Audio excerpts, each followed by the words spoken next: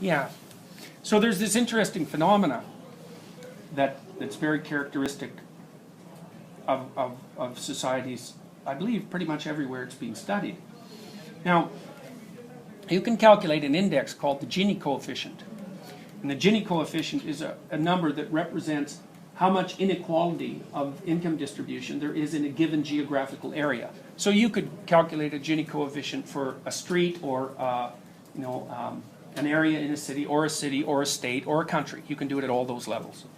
And what you find is, you always hear this idea that poverty causes crime.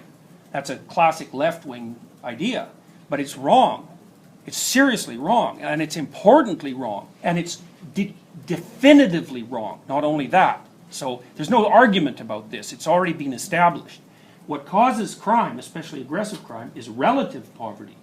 And relative poverty is not the same thing as poverty at all. It's seriously not the same thing. Poverty is when you don't have enough to eat. Relative poverty is when the guy next door has a much better car than you. So, and there's lots of relative poverty in the United States, and there's some absolute poverty, but even the absolute poverty in the United States is nothing like the absolute poverty, say, in places like India or in sub-Saharan Africa, where absolute poverty means you have nothing. Now, what's really interesting about the Gini coefficient is that if you go to places where everyone, roughly speaking, is poor, say by national standards, I think South Dakota was often used as an example, or maybe one of the maritime provinces, like Newfoundland, where there's low average income, but it's pretty flat distribution. There's almost no crime. And if you go to places where everyone's rich, then there's almost no crime. But if you go places where there are poor people and moderately well-off people and rich people, and the distribution is really steep, then the rate of aggressive behavior among young men, and it's usually within their own ethnic group, starts to skyrocket out of control. And the reason for that seems to be that if the dominance hierarchy is too steep, then the young men have no likelihood of climbing to a dominant position while playing the standard social game. And so what they do is turn to aggression to make their mark on the world. And it works too. That's the other thing, is that, make no mistake about it, if you're looking for status in a place where status is hard to achieve, and you're the meanest, toughest guy around, then, and around a bunch of people who, like you, don't have much money, then you're going to benefit from that status. It works. Yeah? Would that be part of the reason why, because I think that the violent crime rate in the U.S. is higher than it is in Canada. Would that be part of the reason why? Sure. Or? Okay. Sure. Yeah, I mean, you can make a real conservative argument for making sure that, the conservatives are very anti-income distribution, and we figure that's because of the guys that have this male independence. They identify with this male independence factor. They don't want to be distributing resources to people who are down the dominance hierarchy, because they want them down in the dominance hierarchy. They want there to be a difference between the people on top and the people on the bottom, so that they can be the people on top, so that it increases their relative attractiveness. Like, it's a perfectly logical game. And they presume that, well, the rules are set up, and like, every man can go for it, do his best, and the winner wins and the loser loses, and that's just how it is. And don't ask me to fix it, because I don't want to, And besides that, I find it distasteful to attempt to fix it. More than that, right? Because it's a moral issue. It's not just an intellectual issue. So you can make a case. However, you can make a case from the conservative point of view, especially with regards to, say, beliefs in religious traditionalism and the desire to maintain social stability, that you shouldn't let income distribution become too unequal. Like, one of the big things your society has to do is to make sure that that doesn't get out of hand, because it tends to get out of hand. It tends towards a few people having everything and almost everyone else having nothing. It's a natural, in a sense, it's a natural consequence of economic progression, which is actually something that Marx pointed out, although an Italian named Pareto had figured it out at approximately the same time, and I think with a lot more conceptual clarity. But the more unequal you let your society get, the higher the probability of death, roughly speaking, through violent causes. And but I'm telling you why it is that men want to climb the dominance hierarchy, and the reason they want to climb the dominance hierarchy is because that's how they get access to women.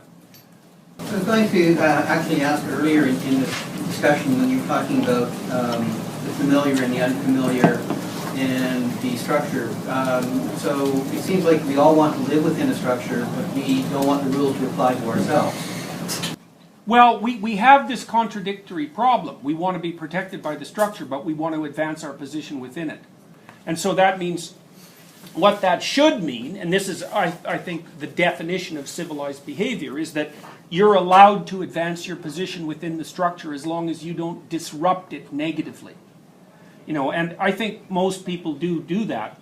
In fact, I think people in civilized countries do that so effectively that it's an absolute incomprehensible miracle.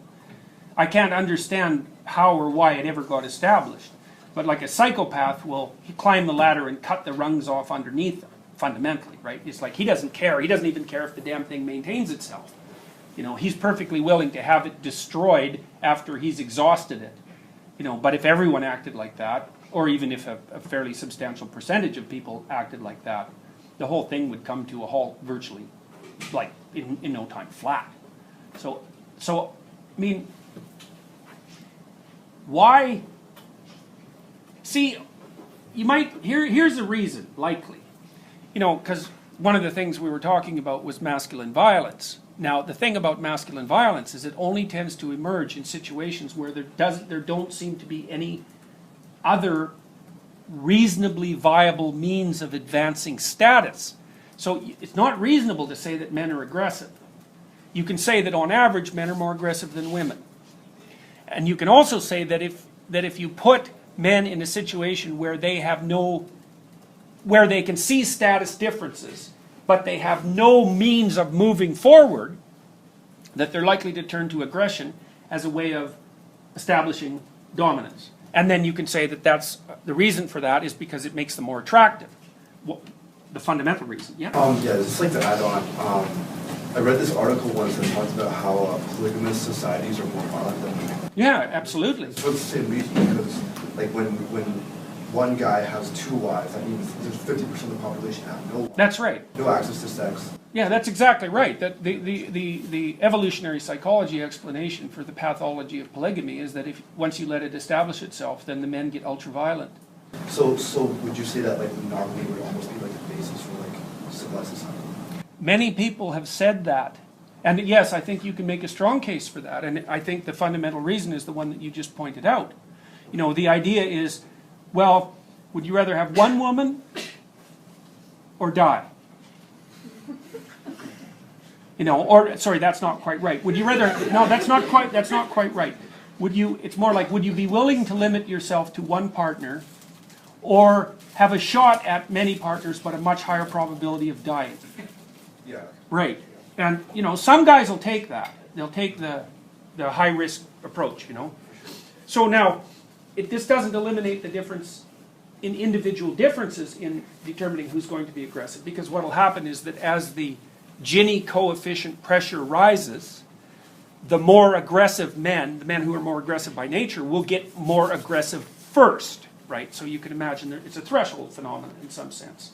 So, and what I should tell you as well is the relationship between the Gini coefficient and male-on-male homicide isn't like 0.2 or 0.3, which is about the correlation that you'd get if you were predicting something like that using personality. It's like 0.8 or 0.9. It's like it eats up all of it. It's the explanation. So it's a huge effect. You know, it's so big an effect that you can basically say, oh well, we figured that out. Although psychologists never know when they figured anything out, and they keep endlessly retesting it over and over and over because we don't know how to bring our science to a stop. But if you don't accept the Gini coefficient aggression data, it's like you might as well throw the rest of social sciences out the window, because the effect is unbelievably powerful. What geographical area does this take place in? It depends. You can do it at any level of analysis. You can do it by county, you can do it by city, you can do it by state, and you can do it by country, and it works on all of those levels. Like it predicts aggression on all? You bet. Yeah, and that's a great question.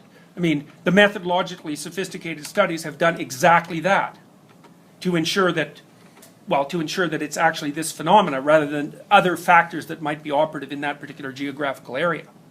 So countries with a higher Gini coefficient are more violent, and cities within that country that have a higher than average Gini coefficient for that country are more violent on average. It's a very, very robust finding. So, all right, so we're going to say, for the sake of argument, that you've got the male dominance hierarchy, and it's represented as masculine. Now, one of the things Jung said, he thought that women carried an image of men in their unconscious, and he thought that the image that women carried of men in their unconscious was a group of men, not an individual man. He called that the animus.